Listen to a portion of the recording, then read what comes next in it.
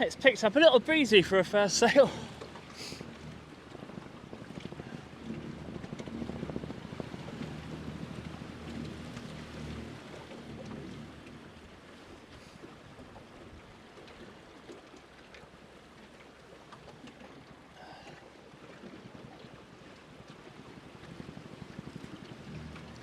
But here we are, out in the water. Tarka is sailing at last, first sail of 2024.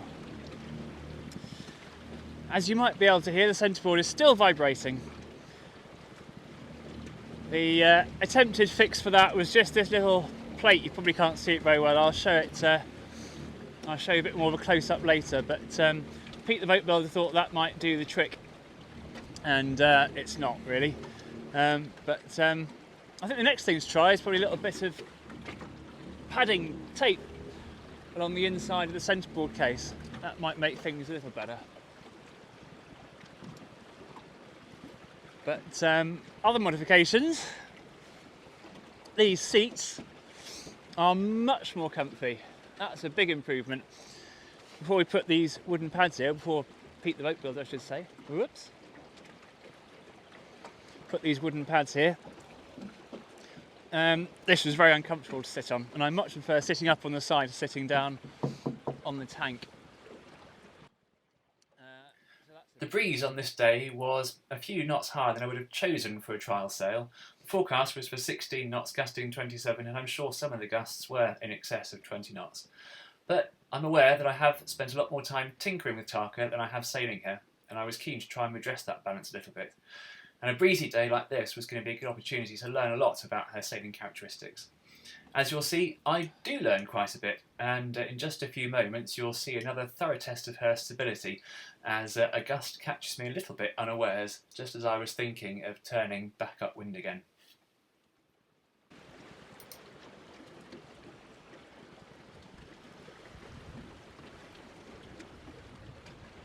It's very shifty as well as gusty. Just trying to keep it on a broad reach. You do with a burgee, really.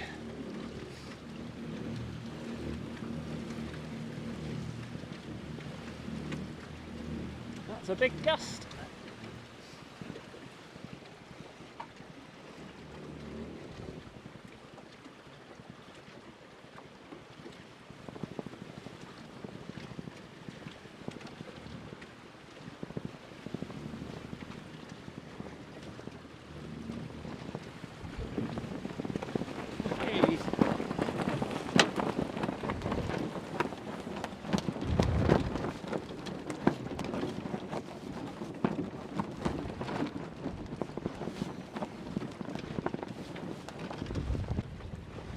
So, other modifications.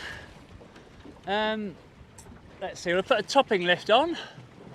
That was handy, rigging up, and it'll be handy again de-rigging. I think that's a big improvement, having understood again what a topping lift, or how a topping lift actually works. The rope shrouds, which seem to be working well, and not thrumming in the breeze as somebody suggested that rope shrouds may do. They seem silent and so far pleasant to use. Made a decision regarding the forestay and the jib furler. Decided to do away with the forestay completely. One of my reasons for wanting a forestay was the risk of accidentally undoing the jib halyard instead of the main halyard, and in doing so accidentally dropping the mast as I almost did once in Seabear, the Coble.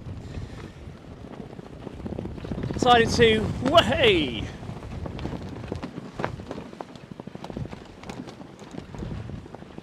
mitigate that threat by doing away with the jib halyard altogether. So the jib halyard, or the jib I should say, is just tied to the top of the mast and clipped to the bow, and so the only way to put the jib away is to furl it. But that's okay. That's even if the furler doesn't work for some reason, you can always go up on the forestay and furl the jib if you have to. It's not a huge sail. So I think not being able to drop it is an acceptable risk. Words which would come back to haunt me about half an hour later. And for all sorts of other reasons, it just wasn't going to work very well with the wire forestay. The main thing was I couldn't furl it. Another thing was going to be that obviously the forestay, the wire forestay, would take all the load, the stretch when it's windy like this, and there'd be no tension at all in the luff of the jib, which would probably make the sailing characteristics pretty awful. Another gust coming.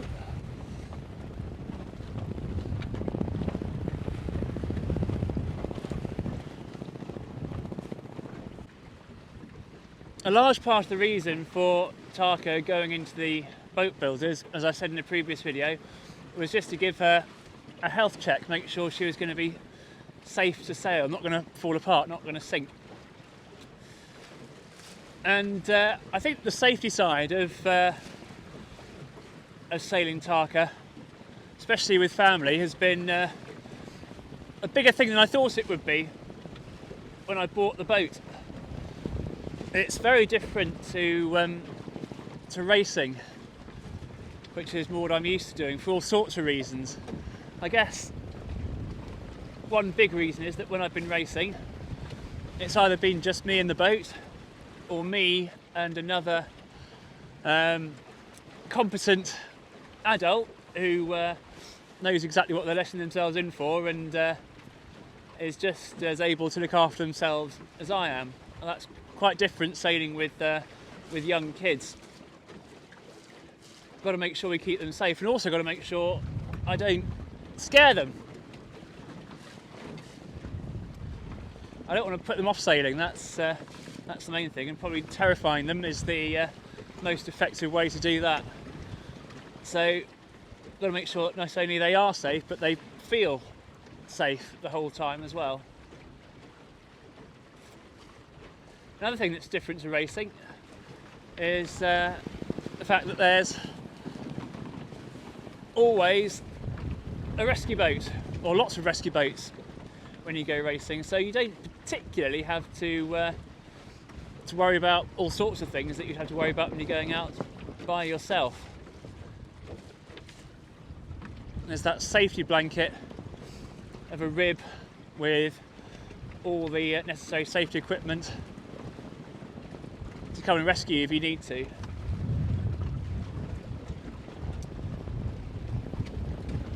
And the last thing that I can think of is the fact that when I've been racing, I've always been sailing with lots of other boats of the same kind.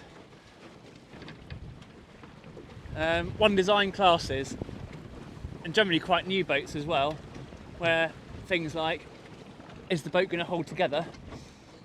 You kind of trust that to the manufacturers, and I guess maybe to an extent the class rules, and the fact that you're setting your boat up in exactly the same way as all the dozens of other people that are sailing the same kind of boat. You've got other boats to copy. It's not just the boats, I suppose, as well. It's also the trailer setup and all that kind of thing. It's all you buy it specifically for your boat,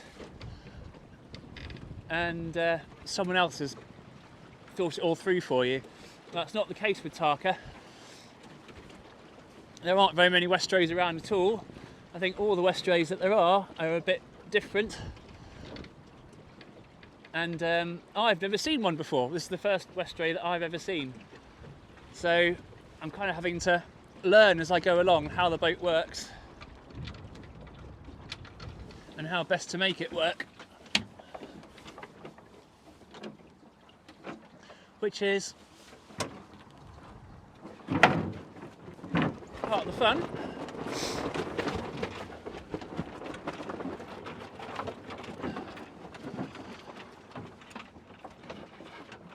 But it's also proving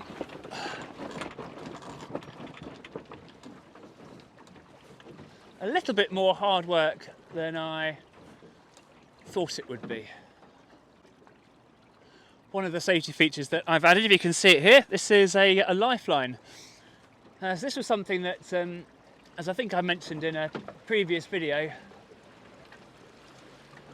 was inspired by reading a little article in a yachting magazine saying how man overboard was such a major cause of fatalities in sailing and boating generally.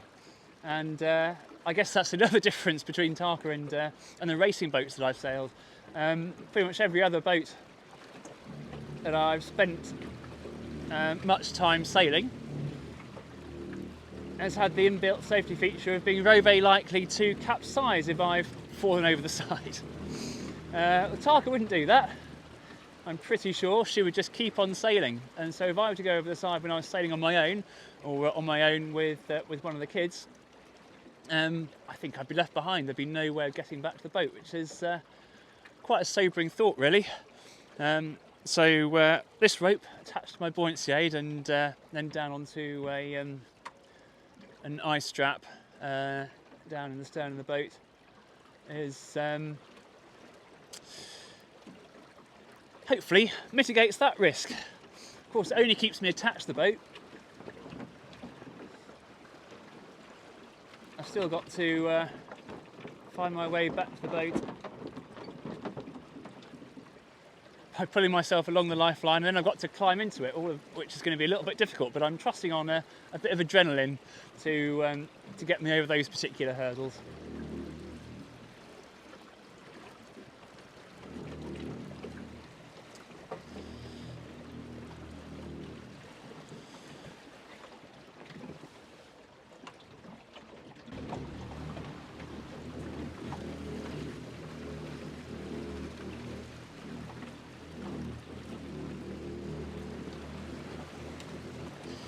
Hey! She's shifting! 7.6 miles an hour, my watch just said.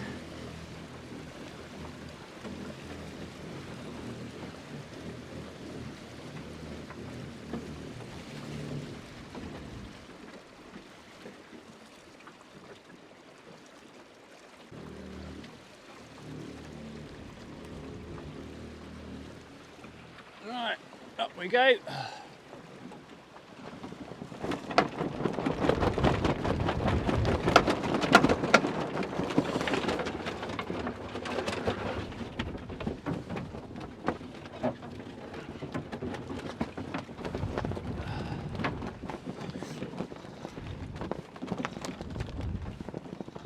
One more up and down, I think.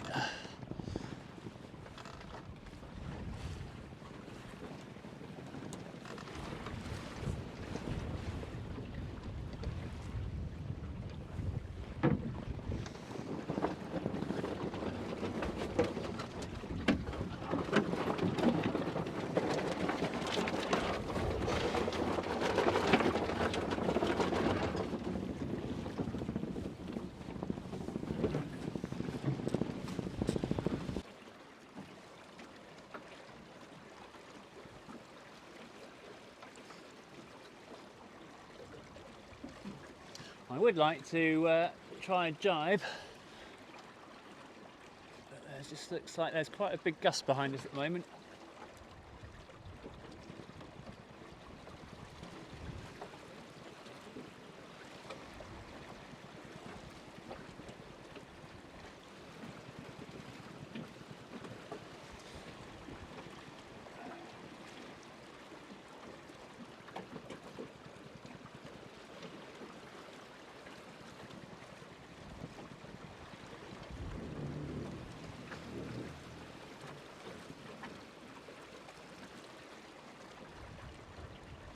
Yeah, sustained gust.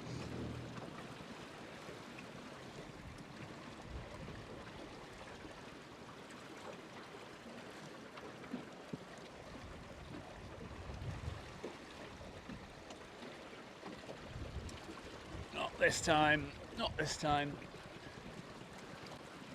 The rig doesn't particularly seem to like jibing. I think it's partly because there's no kicker.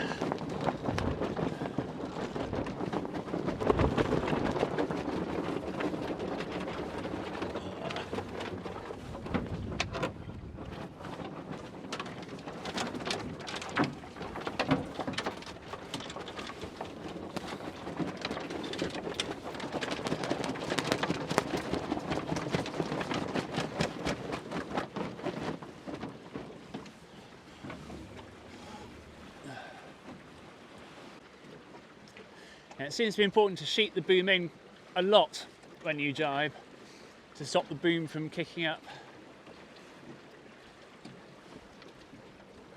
I don't think we're going to get a chance to do one, sadly.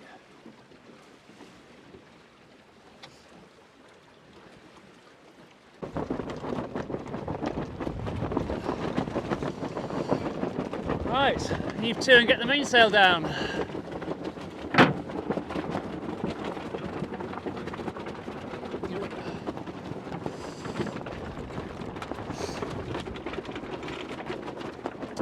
Try it again.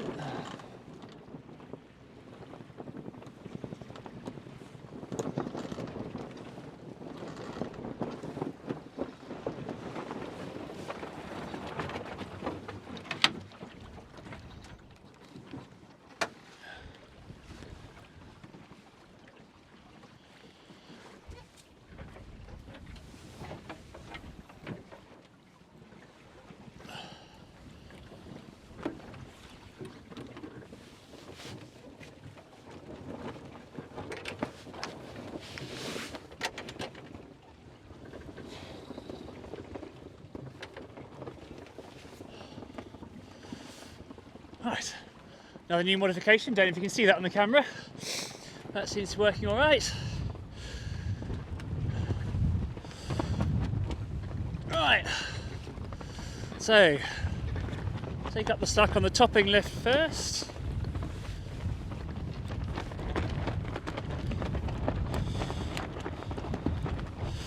Make sure I've got tyres handy in my pocket. Yep.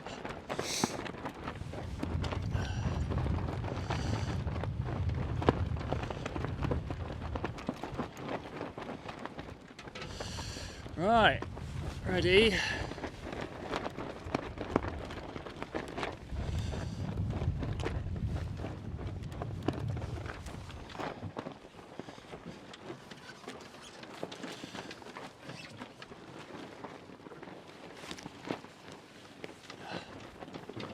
Oh, the topping lift is a wonderful thing.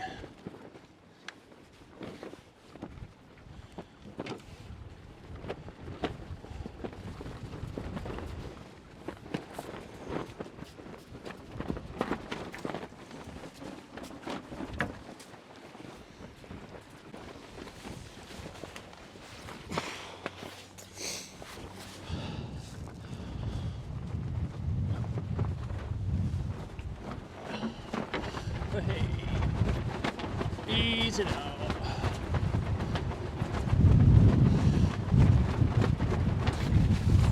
Ah.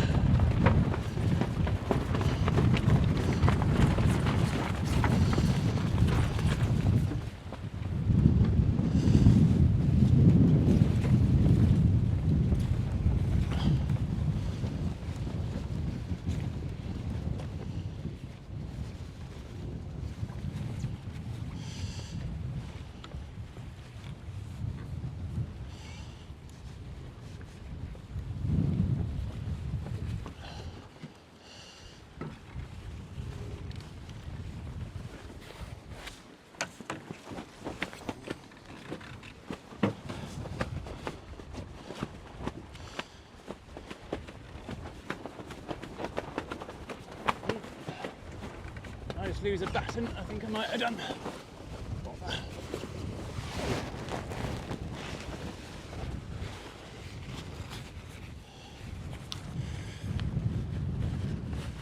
Maybe not.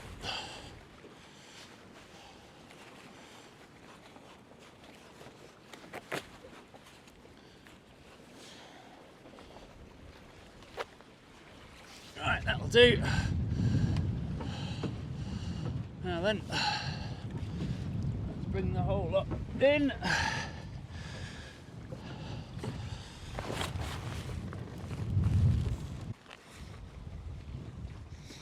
Okay.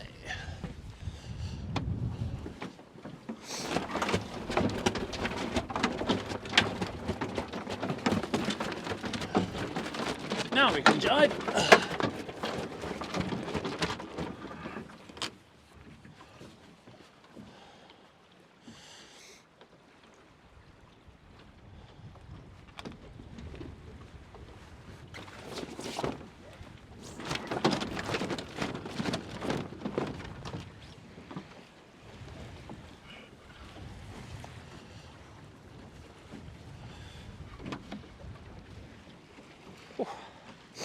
4.5 miles an hour under just the jib. It has turned out quite breezy.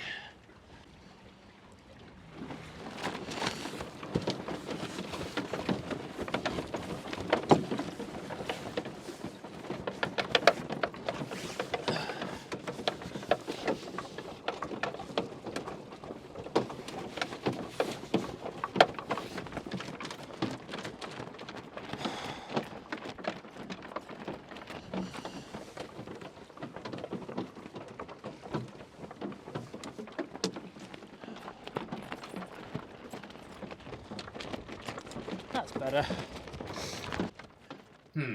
That's better in the sense that the boat is now only doing 2 miles an hour, but this was the point when I did wish a little bit that I did have the option of dropping the jib, as I couldn't get it to furl up any more than that. As usual though, it wasn't the jib furler's fault, it was user error. I simply hadn't put enough turns around the furler to be able to furl the jib with the wind blowing so hard. Plus, the very thin rope that I thought it was a good idea to put around the furler didn't hold in the cleat under all that load. Still, I'll put that old rope back and try again. I'm a little bit intrigued though by my inadvertent discovery of using a flogging jib sheet as a self-mooring device. I might have to practice that one again.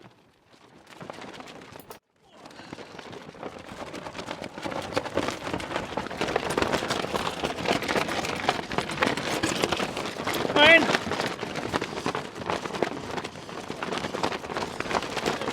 It's always good to have another sailor come to offer assistance, especially when things are a little bit wild.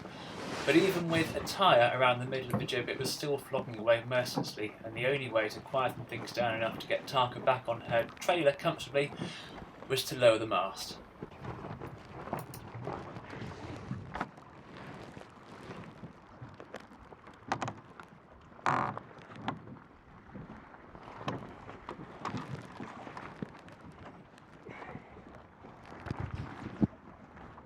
Thank you. That'll do. Go straight down, take a bit rest. This is the day after Tarka's sea trial yesterday. Windy day, windier than I would have chosen, but useful nonetheless. Definitely learned more than I would have done on a calmer day. The main thing I wanted to sort this morning was the rig tension. You may have seen the jib when I was going downwind with very, very little tension in the luffer bit. There's not supposed to be a huge amount of rig tension on Tarka, assuming that the jib is the thing that holds the mast up at the front. There is no forestay. Then conventionally the only way you can get tension on the jib is to haul hard on the halyard, and that's the most you can do. So it's not supposed to sail with pounds and pounds of rig tension like racing boats are. But having said that, I think yesterday there was not enough. Part of the reason was I think that these shrouds were brand new and the splices in them are new. So I should have guessed that there'd be a little bit of creep in the rope would stretch or creep a little bit as it bedded in. And when I undid the jib at the end of yesterday's sail, I was a little bit surprised how easy it was to get the jib out. So what I've done today is rig up a boat breaker here. This is something I used to use on my RS800. It was the only way to get the rig tension on. You would clip a purchase system to the jib halyard, cleat it off, and then pull down hard on it between the jib halyard and the front of the boat, and then that would enable you to get the forestay on. And I've done something very similar with Tarka this morning. Not as much purchase, but because I don't want as much rig tension as the RS800 used to have, but I think Tarka could certainly use a bit more rig tension than she had yesterday. The mast was flopping around a little bit too much, and this seemed like a good way to do it. So putting the mast up on Tarka is now a 3-stage process. The first thing that happens is I stand in the boat and push the mast up, and then when it's most of the way up, just pull this little black rope through, which is attached to the bottom of the jib here, pull it through this little eye and then cleat it off, and that means the mast is up. And then what I used to do was just pull down on here as hard as I could, and then clip this in. But that's not giving it quite enough rig tension, I think. So instead, this is attached onto the main halyard, which is cleated off at the bottom of the mast. So I pull this down. I say it's only 41. I'm not giving it a huge amount of effort. That now clips in. In goes the snap shackle. I can release that, and then if I was to be going sailing in Tarka, I would detach this completely, and obviously the main halyard would return to its usual task. And that puts on. Gives you a bit of a demo. That much rig tension, which is I think much better. It will stop the mast from flopping around. It's not as much tension as there would be when the boat is under load, but I think the fact that the mast won't rake forwards going downwind as much is actually going to reduce the loads on Tarka. That's the theory anyway. It's another experiment. So that's it for this one. Next one I think is going to be Stuart B. Gaffer's Day, which is going to be a really fun day with lots of boats like Tarka with wooden masts and gaffer rigs out in the water, and I hope that weekend is going to be the weekend when I have my first sleep aboard Tarka.